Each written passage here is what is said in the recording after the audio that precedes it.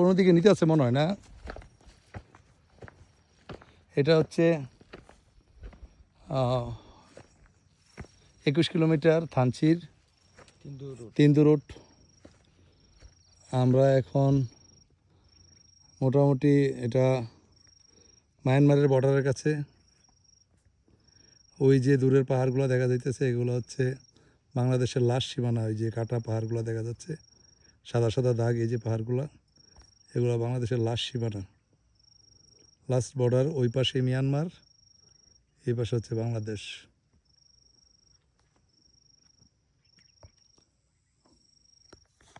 ও খুব সুন্দর,